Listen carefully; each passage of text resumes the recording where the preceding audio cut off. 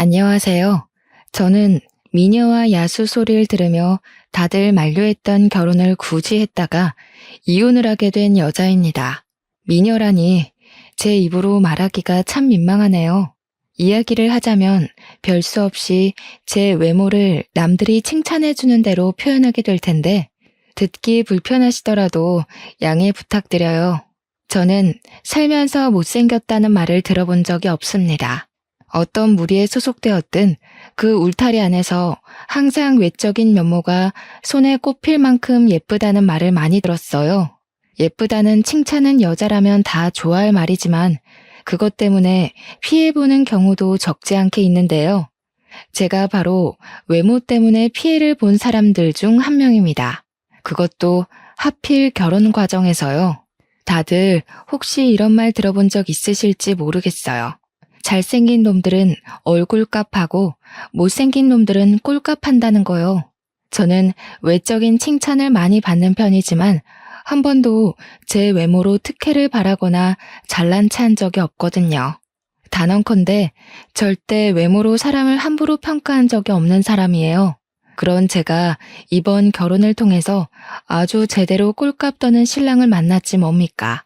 저는 아직까지도 그런 남자를 만난 것이 제 인생 최대의 실수를 넘어서 가장 수치스러운 일이었다고 생각합니다.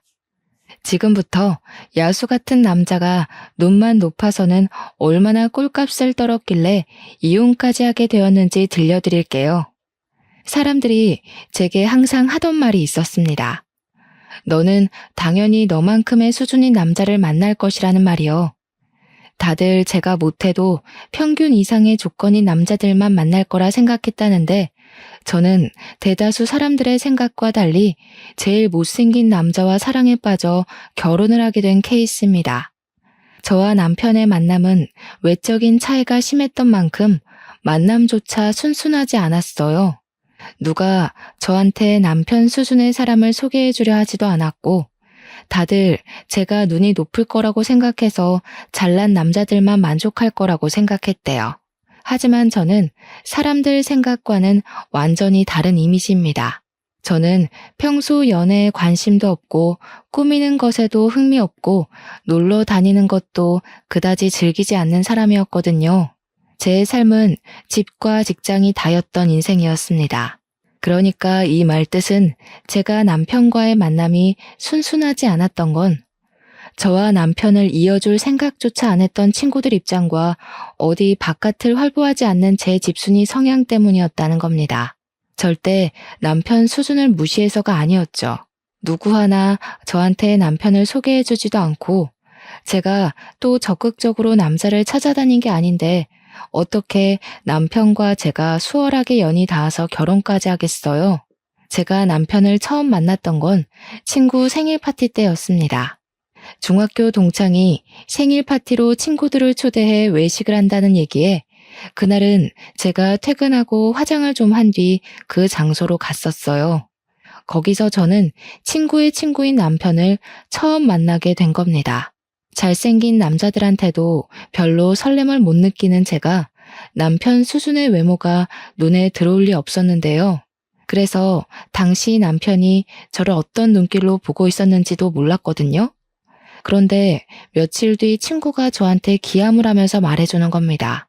내가 남 평가하는 것 같아서 웬만하면 이 말까진 안 하려고 했는데 걔 너한테 관심 있다더라? 대체 그런 용기는 어디서 나오는 건지. 하여튼 조심해. 나한테 관심 있다고 하는데 왜 조심해? 날 좋게 봐준 거면 고마운 일 아닌가? 뭐 이렇든 저렇든 난 이미 관심 없어. 조심해야 돼. 걔가 못생겼는데 자존심은 무지 세거든. 애가 착하긴 해도 너를 탐낼 수준은 아니야. 네가 천배만배 아까우니까 조심하라고. 친구가 새삼스레 이상한 걱정을 해주는데 그땐 솔직히 오버스럽게만 보였고 그런 경고를 쉽게 넘겨들었습니다. 당시에는 저의 방심이 자연스러운 거였어요. 남편이 저를 찾아올 리도 없었고 솔직히 따지자면 일면식도 없는 거나 마찬가지인데 뭘 그렇게까지 주의를 주나 싶기만 했죠. 그런데 놀랍게도 제 생각은 단 2주 만에 뒤엎어졌는데요. 남편이 제 SNS를 뒤졌는지 호텔리어인 저의 직장을 알아내서 호텔 앞으로 찾아온 거 아니겠어요? 처음에는 못 알아봤는데 웬 못생긴 남자가 저한테 말을 걸길래 고객인가 싶어서 쳐다봤고 남편이 금세 신원을 밝혀주길래 알아차렸습니다. 남편이 제게 차 한잔하자고 제안하더라고요. 저는 별 볼 일 없다고 생각해서 거절했어요. 피곤하기도 했고 연애 자체에 관심이 없었거든요. 그런데 남편이 며칠 간격으로 계속 찾아오길래 스트레스를 받기도 하면서 한편으론 좀 무서운 거 아니겠습니까? 좋게 말해도 알아듣질 못하길래 경찰에 신고할 거라고 하니까 그 뒤로는 안 나타나더라고요. 솔직히 저는 이런 경험이 한두 번이 아니었어요. 특히 고등학교 때 야간 자율학습 마치고 밤늦게 귀가를 할 때면 이런 일들이 빈번하게 일어나곤 했습니다. 그래서 남편을 거절하는 것에 대해 그리 미안한 마음도 없었어요. 저의 이런 태도는 거만이라기보단 제가 이젠 남자들의 새카만 속내를 알만한 나이이기 때문입니다. 그런데도 제가 남편과 결혼을 하게 된 건 남편한테서 계속 오는 편지 때문이었어요. 남편은 제 번호를 친구한테 들어서 알 텐데도 제 직장으로 꾸준히 편지를 보냈는데 편지에는 항상 장문의 내용이 담겨 있었습니다. 처음에는 보지도 않고 버리다가 한날 제가 인생에 대한 회의감으로 무기력한 시기가 있었습니다. 다들 한 번씩 오는 인생 슬럼프 있지 않습니까? 저도 그런 상태였어요. 그래서 마치 아침 신문을 배달받는 것처럼 오던 편지를 한번 뜯어서 읽어본 적이 있었거든요. 내용은 별거 없었습니다. 그냥 자기 일상 얘기도 있고 날씨 얘기, 인간관계 얘기 등등 누가 라디오를 들려주는 것처럼 그런 일반적인 사람의 흔적이 묻어 있었습니다. 거기서 제게 인상 깊었던 부분은 편지의 마지막 멘트에 항상 제 마음을 복돋아주는 명언이 하나씩 적혀 있었다는 겁니다. 신기하게도 그 뒤로 그 편지를 받으면서 남들 사는 세상살이를 좀 더 폭넓게 느끼게 되었고 마치 포춘 쿠키 안에 행운의 매물을 보는 것처럼 적힌 명언대로 제가 지혜로워지는 느낌까지 받았어요. 그렇게 남편이 주는 편지를 통해서 저도 모르게 자존감이 서서히 채워져 갔죠. 덕분에 슬럼프 시기도 해를 넘기지 않고 훅 지나가 버렸습니다. 그러길 1년이 지속되었을까요? 이젠 남편의 편지가 기다려지고 남편이 뭘 하고 지내는지가 궁금하더라고요. 처음으로 남편을 제대로 마주보고 앉아 대화를 나눠보고 싶다는 생각이 들었습니다. 그래서 제가 그 많은 편지를 받았음에도 불구하고 딱 한 번 답장을 보낸 적이 있었는데요. 제 전화번호와 함께 만나자는 내용을 담아서 보냈고 그렇게 저희는 정식 만남을 갖게 된 거죠. 대화를 해보니 남편은 제가 아는 남자들 중 가장 착하고 성실하고 바보 같은 사람이었습니다. 모태솔로라고 하던데 여전히 남편의 외적인 부분은 제 타입이 아니었지만 그날따라 남편이 다르게 보이더라고요.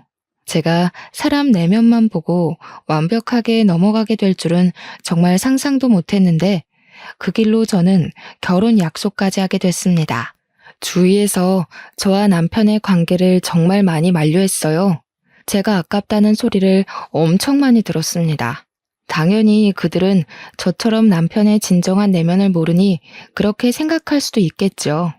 그럴 것 같아서 저는 그때마다 사람 외모만 보고 마음대로 판단 짓지 말라고 따끔하게 충고하곤 했습니다.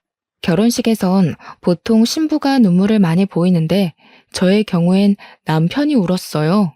항상 저를 자기한테 과분한 사람이라 대우해주고 자기가 무슨 복이 있어서 저처럼 아름다운 여자랑 결혼할 기회가 닿았는지 고맙기만 하다고 하더라고요. 제가 그땐 콩깍지가 단단히 쓰였었나 봐요. 그렇게 우는 남편이 귀여워 보였습니다. 결혼해서도 남편은 제가 친정에서도 받아보지 못했던 대접을 매일같이 해주며 공주로 대해줬습니다.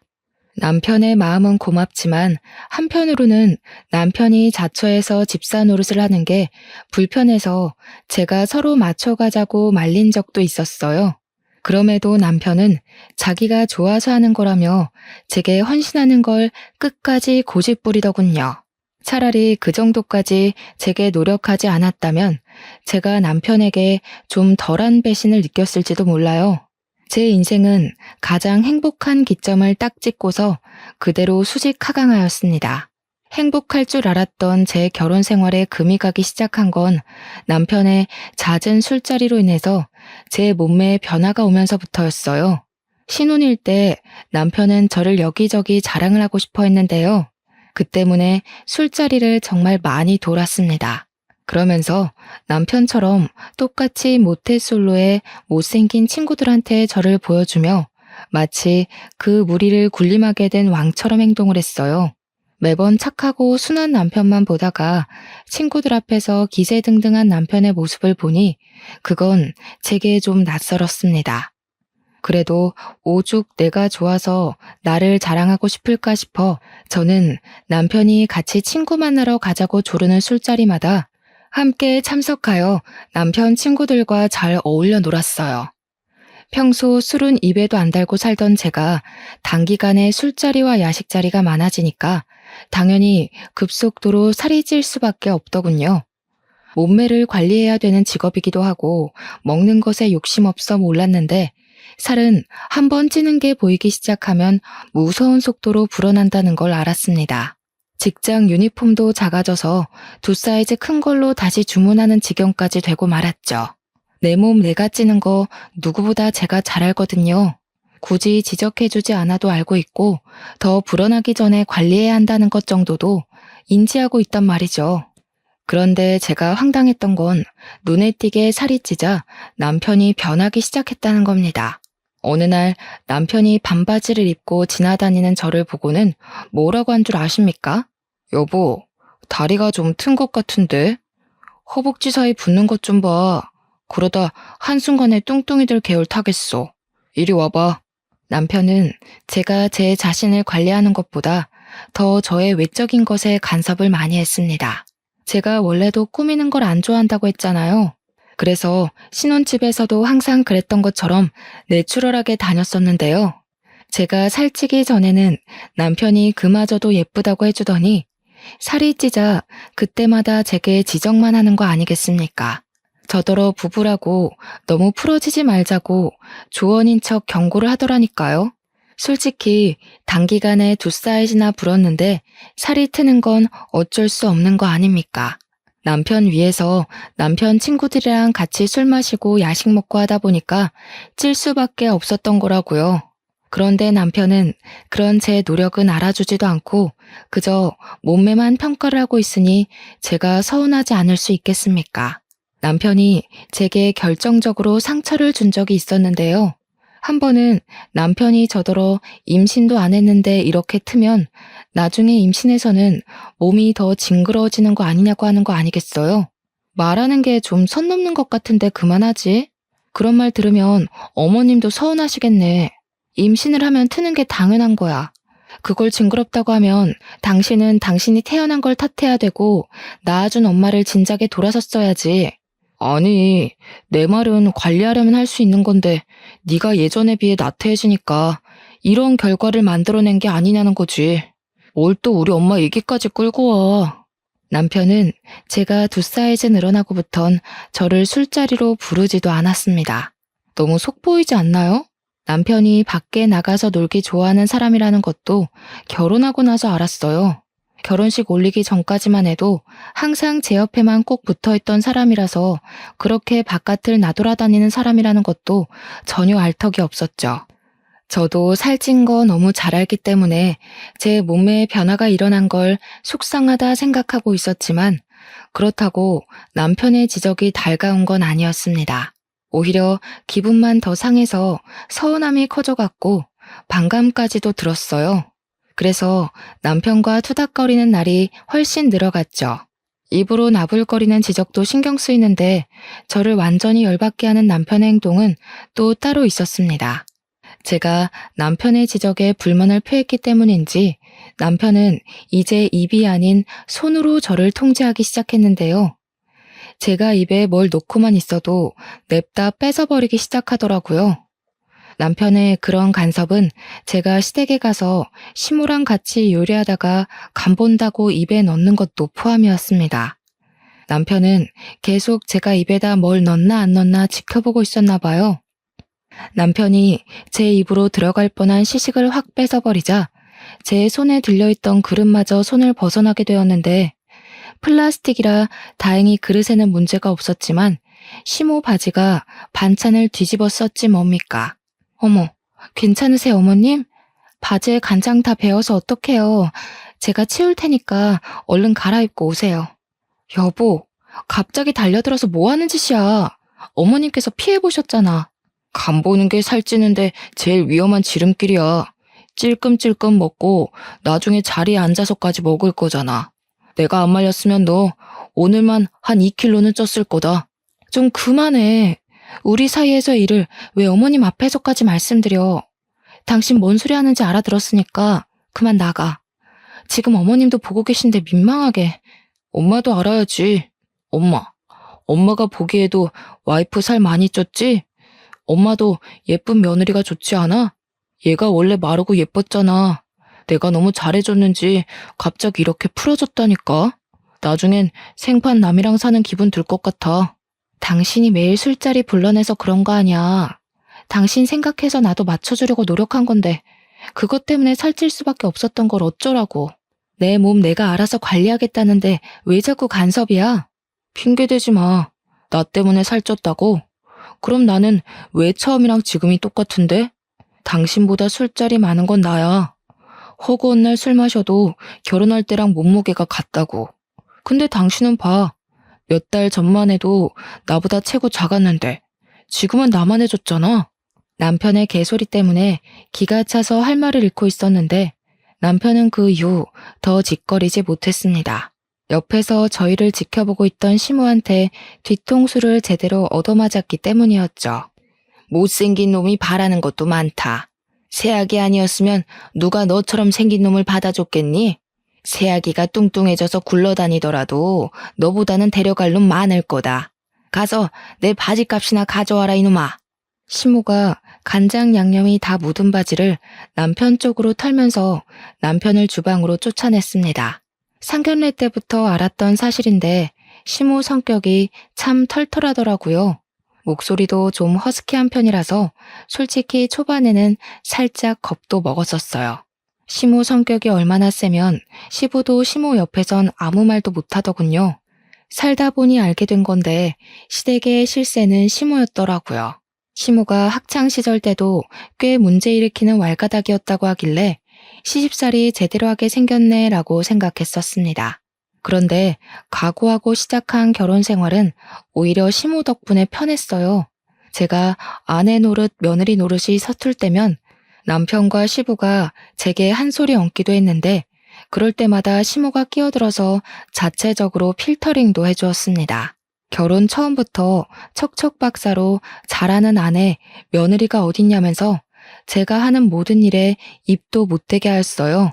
그래서 저는 결혼 생활 몇 개월간 시모만을 믿고 남편의 간섭도 참아가며 위로받았던 겁니다. 시모 말로는 남편이 외동이었던 건 시부의 외모를 닮은 사람이 또 나올까 싶어서였다고 했는데 시모가 그 말을 해줄 때 웃음을 참느라 힘들었던 기억이 나요. 실례인 거 알지만 남편 못지않게 시부 또한 잘생긴 얼굴은 아니었거든요. 남편이 시부를 아주 똑 닮았더라고요. 그래도 시부는 남편과 다르게 시모기에 정말 눌려 살아서 그런지 참 점잖은 분이었습니다. 유독 남편만 제 외모를 지적하고자 안달이었는데 남편 하나만으로 충분히 스트레스를 받거든요. 그런데 남편 같은 사람이 하나 더 나타난 거 아니겠습니까? 바로 남편의 사촌동생이었습니다. 아가씨는 집에 자주 오는 건 아니었고 결혼식 때 한 번, 명절 때 두어 번 본 게 다였어요. 그렇게 긴 틈을 두고 마주하곤 했으니까 아가씨 눈에는 저의 변화가 더 눈에 확확 들어왔을 겁니다. 아무리 그래도 그렇지 아가씨랑 저는 말 그대로 10손가락 안에 꼽힐 만큼만 봤을 뿐 서로 함부로 할 만큼 가까운 사이가 아니었거든요. 그런데 아가씨가 제 몸매를 대놓고 지적을 하더라고요.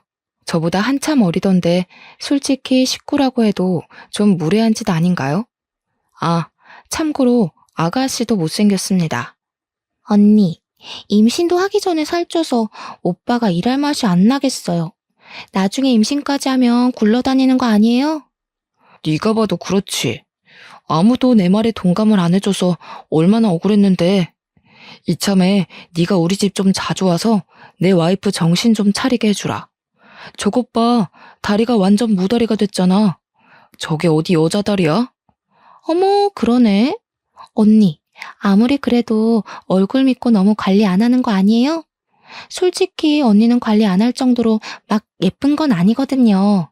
언니 같은 얼굴은 몸매가 받쳐줬을 때 빛을 발하는 외모라 반드시 몸매가 날씬하다는 전제가 있어야 된다고요. 아가씨랑 남편은 제가 눈앞에 있기만 하면 신이 나서 저를 앞에 두고 까기 시작했는데요. 제가 한마디 하면 100% 시댁 분위기가 뒤집어질 걸 알고 있기 때문에 최대한 말을 아꼈거든요. 그런데 아가씨도 아가씨지만 남편 입이 가벼운 게 정말 꼴 보기 싫더라고요. 한 소리 해야겠다 싶을 정도로 분노가 차올랐던 게 한두 번이 아닌데 제가 한 번도 시댁을 뒤엎은 적이 없던 이유는 남편과 아가씨가 입을 놀릴 때마다 시모가 대신 나서줬기 때문입니다. 시모는 그들에게 늘 같은 소리만 반복했어요.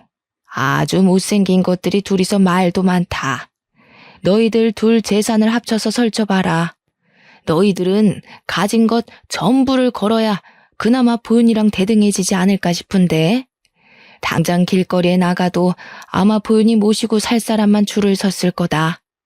시모가 남편과 아가씨에게 혀를 끌끌 차며 주제에 넘는 소리 하지 말라고 하면 거짓말처럼 둘 다 입을 싹 다물더라고요. 제가 나서서 판을 엎을 필요가 없었다는 거죠.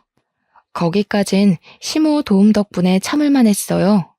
그런데 웃긴 건 아가씨가 정말 저희 집에 찾아오기 시작했다는 겁니다.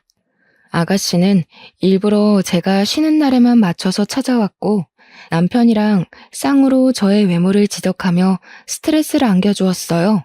시모 때문에 시댁에서는 저를 시원하게 까질 못했던 두 사람이 신혼집에서는 물 만난 고기처럼 펄쩍펄쩍 뛰었습니다. 여기서 누가 봐도 재수없는 건 당연히 남편이잖아요. 그 남자가 정말 저한테 헌신하고 저를 위해 살겠다고 울던 남자가 맞나 싶었어요. 남편은 그렇게 점차 얄미운 사람으로 변질되어 갔습니다. 스트레스가 2배가 되니까 제 몸에도 결국 이상이 생기더군요. 심신이 망가지니까 육신까지 기력을 잃어서 스트레스성 위경련까지 발병하고 말았습니다. 며칠간 병원 신사를 졌는데도 불구하고 이것들 하는 짓은 갈수록 더해지기만 했어요. 저도 더 이상 말대답만 해주면 안 되겠더라고요. 제 몸이 망가지니까 하늘도 저를 안쓰럽게 봐준 건지 저한테 좋은 기회를 내려준 적이 있었는데요. 언니, 저 결혼할 사람이 있는데 언니가 좀 봐주실래요? 제 남자친구가 몸매 좋은 사람이 이상형이라고 하더라고요. 혹시 제 몸만 좋아하는 건 아닌가 싶어서 영 불안한 거 있죠? 언니가 나이 좀 있으니까 저보다 남자 보는 눈이 제대로일 것 같은데 잘 좀 봐줘요. 아가씨가 결혼까지 생각하고 있다는 사람을 저한테 소개해준다고 하더라고요. 그러니까 말 그대로 아가씨는 몸매가 참 좋은 여자였어요. 아가씨가 내세울 건 내면도 아닌 몸매뿐이었죠. 제 당시 몸무게가 65kg였는데 아가씨는 50kg 초반이었던 걸로 압니다. 저한테 떳떳하게 몸무게를 자랑했어서 아주 잘 기억하고 있어요. 키는 아가씨보다 제가 좀 더 커서 사실상 제가 65kg라 하더라도 저를 잘 모르는 사람들은 항상 저더러 늘씬하다고 칭찬을 해주었습니다. 아마 자기 남자친구 봐달라고 부탁하는 것에서 아가씨 속셈은 따로 있었을 거예요. 저랑 자기 몸매를 대놓고 자기 남자친구한테 보여주면서 비교하려고 하는 의도겠죠. 너무 눈에 보이는 여우짓이었습니다. 그런 사람들 있지 않습니까? 여우짓 잘 못하는 애들. 여우짓 한 번도 안 해본 애들이 어중간하게 도화살인 척하면서 본인의 매력을 반감시키는 짓 하곤 하잖아요. 아가씨가 딱 그 짝이었어요. 제 부른 몸매를 이용해서 자기 남자친구한테 점수를 더 따려는 목적으로 부탁한 거겠죠. 그 못난 속심이 보여서 솔직히 짜증이 났지만 저는 아주 흔쾌히 수긍을 했습니다. 하늘이 주는 복수의 기회라고 생각했어요. 제가 약간의 튼살은 생겼을지라도 태생부터 군살은 별로 없는 편이었어서 들어갈 때 들어가고 나올 때 나온 라인이 약간은 남아 있었거든요. 물론 결혼 전보다는 못했지만요. 그래서 아예 작정하고 처녀 때처럼 꾸며서 나갈 생각으로 아가씨 제안을 허락했던 것입니다. 눈에는 눈, 이에는 이가 얼마나 무서운지 그 어린 아가씨한테 알려주고 싶더군요. 저는 일할 때도 피부와 속눈썹 화장만 했었는데 영상을 보고 배우기까지 하며 메이크업에 힘을 줬습니다. 아가씨가 분홍빛 화장을 자주 하더라고요. 도화살인 척 하면서 말입니다. 그래서 저도 분홍빛 계열로 메이크업을 했죠. 안 그리던 아이라인까지 그렸고요. 남자들이 환장한다는 기다란 흑색 생머리까지 했습니다. 복장은 당시가 여름이었는데 적당한 라인은 드러나되 살집은 가려지는 옷으로 골라서 입었고 아가씨가 부른 약속 장소로 갔어요. 오랜만에 꾸며서 그런지 은근슬쩍 따라붙는 남자들의 시선도 오래간만에 느꼈습니다. 결혼하기 전에는 몰랐는데 결혼하고 나니까 그런 남자들의 관심이 고맙기만 하더라고요. 그리고 먼저 도착해 있는 아가씨와 아가씨 남자친구를 마주했는데요. 정말 거짓말 아니고 아가씨 남자친구가 저를 보자마자 과자 안주를 먹다가 사례까지 들린 것 아니겠습니까? 당시 가게 분위기는 조명빛이 밝은 편이었는데 아가씨 남자친구 얼굴이 아주 새빨개진 겁니다. 누가 봐도 남자로서의 본능적인 시선과 반응이었습니다. 그보다 아가씨 표정이 아주 볼만했어요. 당시 기억으로는 아가씨도 꽤나 힘을 주고 온 차림새였던 걸로 압니다. 그럼에도 불구하고 얼굴이 못생기니까 그만한 태가 잘 안 살더라고요. 아가씨는 제가 집에서처럼 후줄근하고 꾀지지하게 나올 거라 생각했나 봐요. 제가 너무 펑퍼짐한 옷만 입고 다녀서 제 몸에 군살이 있는지 없는지도 몰랐겠죠. 아가씨는 저를 한참이나 훑어보면서 자기 남자친구의 시선 처리를 신경 썼습니다. 제가 오자마자 찬물이 확 끼얹어진 분위기였는데 속으로 좀 고소하더라고요. 내가 살이 쪄도 너는 나한테 안 된다는 걸 아가씨한테 보여준 셈이라서 정말 쌤통이었습니다. 제가 사근사근 웃을수록 아가씨 표정은 급격하게 썩어갔어요. 그리고 대화하는 내내 아가씨 남자친구는 저를 잘 못 쳐다봤습니다. 저의 예전 경험을 빌어 해석해봤을 때 그건 분명 호감의 태도였죠. 제가 웃을 때마다 아가씨 남자친구가 한 번씩 넋 놓는 표정을 지었는데 그때마다 아가씨가 짜증을 내는 바람에 제게서 시선을 거두길 반복했어요. 그뿐만 아니라 제가 말을 걸 때도 아가씨 남자친구는 얼굴이 쉽게 빨개졌습니다. 아가씨 남자친구는 제 남편처럼 그렇게 잘난 남자는 아니었어요.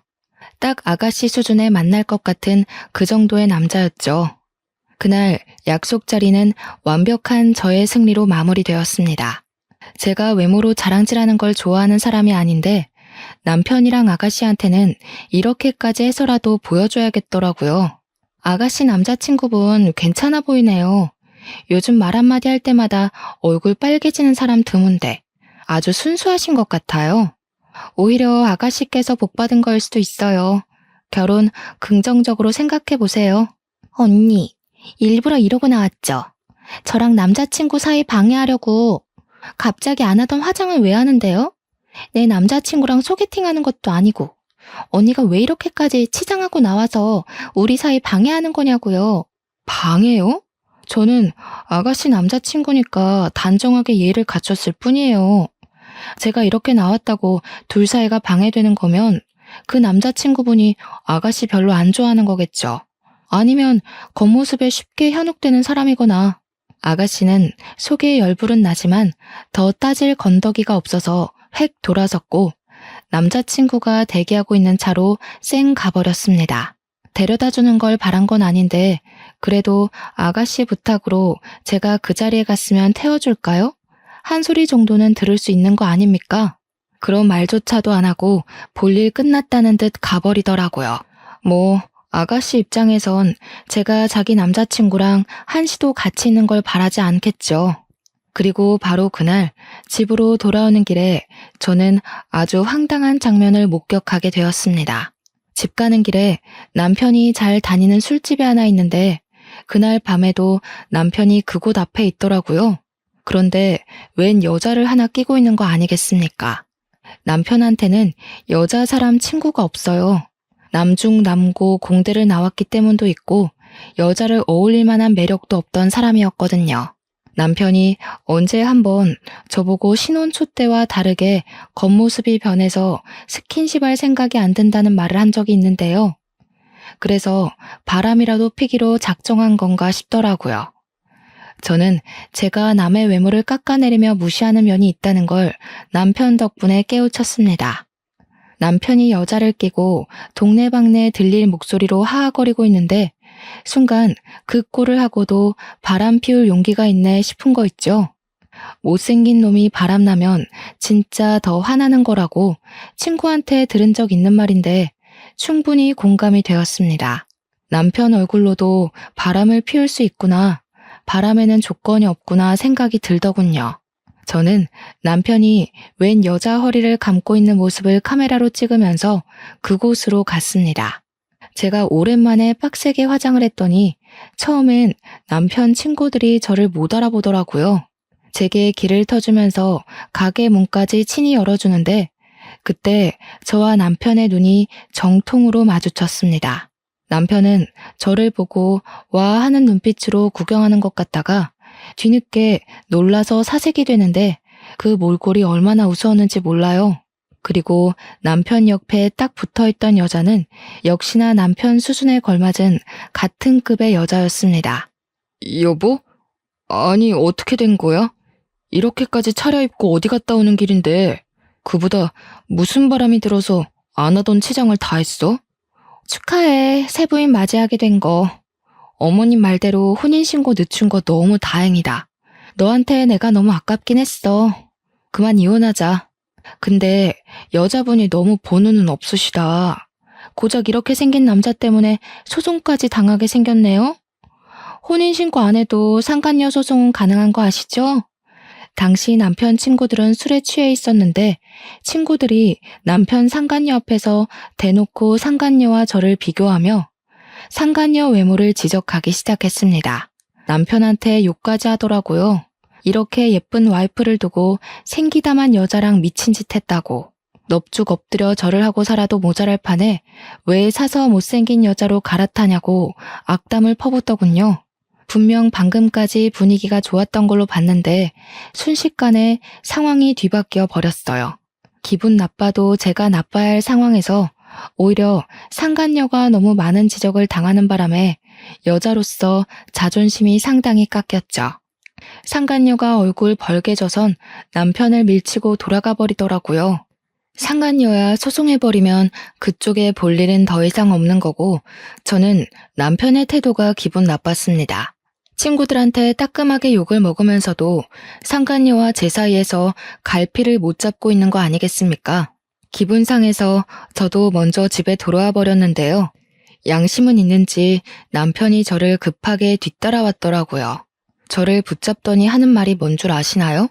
좀 전에 있었던 불륜 현장을 변명해도 모자랄 판에 글쎄 저더러 살을 뺐냐고 묻는 거 아니겠어요? 이 와중에 그저 외적인 것만 언급하는 남편이 재수없어서 저는 들고 있던 가방으로 남편 머리통을 후려쳤습니다. 남 평가하기 전에 네 주제나 생각해. 평생 여자 못 만날 팔자 구제해줬더니 아주 꼴값을 떨고 자빠졌다. 나 너랑 이혼할 거니까 그런 줄 알아. 여보, 미안해. 나는 당연히 자기 있는 그대로가 좋아.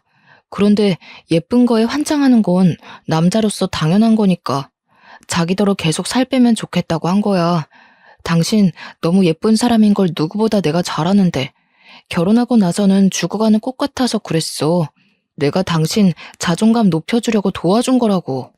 이러니까 모태솔로지. 넌 상대방 욕하고 단점 공격하면서 자존감을 높여주니? 내가 똑같이 해볼까? 아스팔트에 눌어붙은 껌같이 생겨가지고. 네가 돈을 잘 벌기나 해? 볼 거라곤 헌신짝처럼 애쓰는 순수한 마음밖에 없던 놈이 이젠 그마저도 사라져서 이젠 완전 볼품 없어졌네. 뭐라고? 아스팔트? 뭐? 당신 여태 나랑 살면서 그런 생각하고 있었던 거야? 내가 아무리 당신보다 못났다고 하더라도 사람은 겉모습이 다가 아니거든? 어떻게 그런 말을 할 수가 있어? 먼저 겉모습에 정신 빠져있던 게 누군데 나보고 죽어가는 꽃 같았다며? 그래, 주제도 모르고 잘도 나불거렸다. 내 주위에서 너랑 같이 사는 나더러 비 좋다고 하더라. 이혼하면 친구들이 나한테 더 능력 좋고 잘생긴 남자 소개해준다고 대기 중이야. 그런데 넌 과연 나보다 잘난 여자를 만날 수 있을까? 그럴 리가 없지. 그런 여자가 너를 왜 만나겠어? 어때? 자존감이 좀 올라가니? 남편은 제 말에 기함을 하다가도 이제 좀 저랑 살았다고 기분 나쁜 감정도 서슴치 않고 드러내더군요. 저한테 몸매 지적하면서 껍데기 변했다고 나무랄 땐 언제고 꼴에 외모 지적받으니까 기분이 상했나 보더라고요. 저보고 외모지상주의였냐고 얼굴값 하는 다른 인간들이랑 결국 똑같은 여자였냐면서 그러대요. 어쩜 자기 발자취는 돌아볼 줄을 모르는지 한심하기 짝이 없지 않습니까? 저는 제가 받았던 상처만큼 그대로 돌려줬을 뿐입니다. 세월로 따지면 당연히 제가 훨씬 손해이긴 하지만요.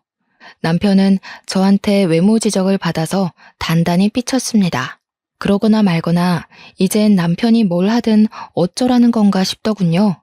다음날 연차를 낸 저는 시댁을 먼저 찾아가 이혼을 하겠다는 의사를 밝혔고 시부모에게 남편이 바람피웠던 정황까지 낱낱이 보여줬습니다. 가장 먼저 성화를 표한 건 역시 시모였는데요. 남편이 이혼하겠다는 저를 쫓아와 곁에서 내내 불안해하고 있었거든요. 그런데 제 얘기가 끝나자마자 시모가 당장 들고 일어나 남편의 등짝을 패는 거 아니겠습니까? 남편에겐 해명의 기회조차 주지 않았습니다. 이런 멍청한 놈, 너는 네 복을 네가 들고 찬 거다 이놈아. 네가 어디 가서 보윤이 같은 여자를 만날 수 있겠냐? 아유 속 터져. 보윤이처럼 착하고 예쁜 애가 또 어디 있다고. 내가 이런 것도 자식이라고 미역국을 먹었네. 솔직히 시모가 저를 좀 많이 예뻐해 주셨습니다. 외면이든 내면이든 상관없이 저를 늘 칭찬해 주던 분이셨어요. 그 때문에 저도 시모를 굉장히 잘 따랐고요. 그렇게 시모와 잘 지내던 제가 이제 그만 이 집을 나가겠다고 하니까 시모가 속상하고 마음이 안 좋았나 봅니다. 진심으로 아들을 탓하면서 한숨을 계속 쉬더라고요. 그럼에도 불구하고 제 결정을 존중해준 시모 덕분에 저는 손쉽게 이혼을 할 수 있었어요. 남편과 나란히 도장을 찍고서 저는 상간녀 소송까지 바로 진행을 하였죠.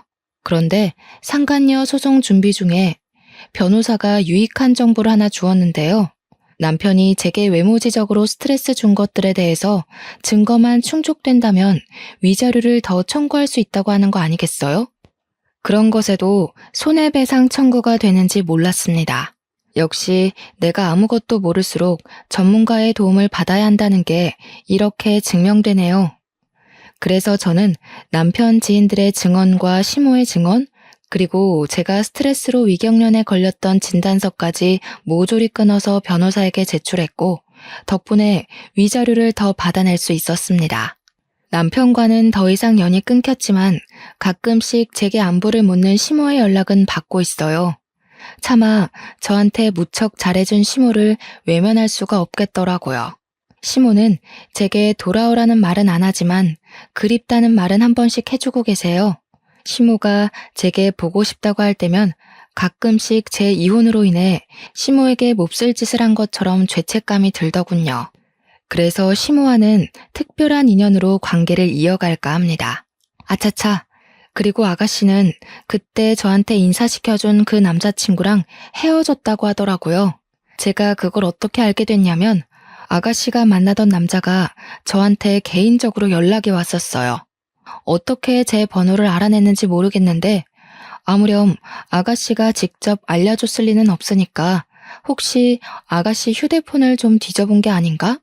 일단 그 정도로만 추측을 하고 있습니다. 어쨌든 그 남자는 저보다 7살이나 어린 남자인데요. 연락한 이유가 굉장히 당황스럽더라고요. 글쎄, 아가씨한테 헤어지자고 통보하고 저한테 대시를 하는 게 아니겠습니까? 제 사정도 모르고 연락을 한 것 같길래 제가 이혼녀라고 말을 해줬거든요. 그런데 아무리 말해도 그 남자는 자기 그런 거 상관없다면서 자기는 외모보다는 내면을 바라본다고 그날 아가씨가 저를 소개해줬을 때 대화해보니 너무 자기 타입이었다고 하는 거 아니겠어요? 듣는데 어쩜 제 못난 전남편과 수법이 똑같던지 고작 2-3시간 만에 제 내면을 보였을 리가 있겠어요? 결국 자기도 내 외모에 반해놓고 내면 타령을 하면서 입에 발린 말을 해대는데 자꾸만 전남편 모습이 겹쳐서 불쾌하더라고요. 제가 말씀드렸죠. 이 남자도 딱 아가씨 수준에 걸맞은 촌스러운 남자라는 건 말입니다.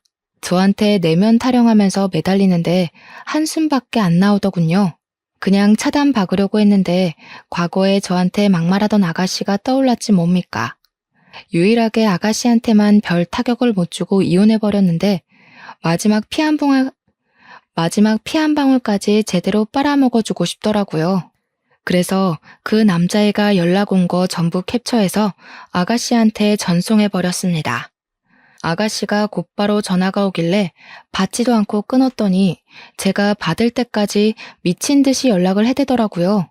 벼랑간 더 이상은 제 손밖을 벗어난 일이라 생각하고 남자애랑 아가씨 둘이서 잘 해결하길 바랄 뿐으로 손 털어버렸네요.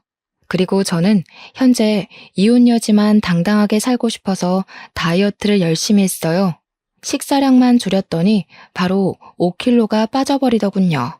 이 기회에 아예 몸을 제대로 만들고 싶어서 헬스장까지 등록했고 운동하다 보니까 새로운 곳에 재미까지 들려버리고 말았죠. 1년 동안 개인 운동 다니면서 트레이너의 추천으로 지금 피트니스 대학에 나갈 준비 중에 있습니다. 한 번도 도전해보지 않았고 감히 상상도 못해본 길인데 하루하루 준비해 가는 날이 알차고 힐링도 많이 되더라고요. 마치 제 2의 인생이 시작된 기분이랄까. 아마 제가 아이가 없었기 때문에 아무 일 없던 것처럼 싱글로 빠르게 복귀할 수 있지 않았나 싶습니다. 다른 사연들 보니까 아이 때문에 이혼을 하고도 고충을 겪는 분들 꽤 되시더라고요. 홀로 아이를 키우다 보니 사회적 억압도 2배, 책임감도 2배, 스트레스도 2배가 아닙니까? 저도 저지만 사실 그런 분들이 정말 대단하고 존경스러운 여성분들이 아닌가 싶어요. 어떻게 그런 걸 다 이겨내고 앞으로 전진할 수 있는 건지, 희망을 꿈꿀 수 있는 건지 놀랍기만 하네요. 그런 게 엄마들만이 가질 수 있는 초능력인 걸까요? 그리고 제가 사연을 쓰는 동안 외적인 비하 발언을 많이 할 수밖에 없었는데요. 전 남편의 가벼운 행실을 참기만 할 수가 없어서 저도 모르게 똑같이 행동을 해버렸어요. 그 부분은 반성하고 있고 어디 가서 함부로 남의 겉모습만 보고 판단하지 않도록 저를 끊임없이 돌아보고 있습니다. 제게 피해를 주는 발언에 맞서는 게 아니라면 앞으로도 쭉 외모 평가는 할 생각이 없습니다. 계속 조심할 거고요. 어찌 보면 별일 아닌 걸로 이혼을 했다고 생각할 수도 있겠지만 저는 제 자존감을 지키고 싶었어요. 저를 함부로 대하는 사람과 평생을 함께할 자신이 없어서 그만 이혼이란 길을 선택한 것이니 제 결정에 후회는 하지 않습니다. 가벼운 선택을 했다고 보진 말아주셨으면 좋겠어요. 다들 나를 지키는 방법은 많고도 다양한 거잖아요? 그만 제 사연을 마무리하도록 하겠습니다. 들어주셔서 너무 감사드려요.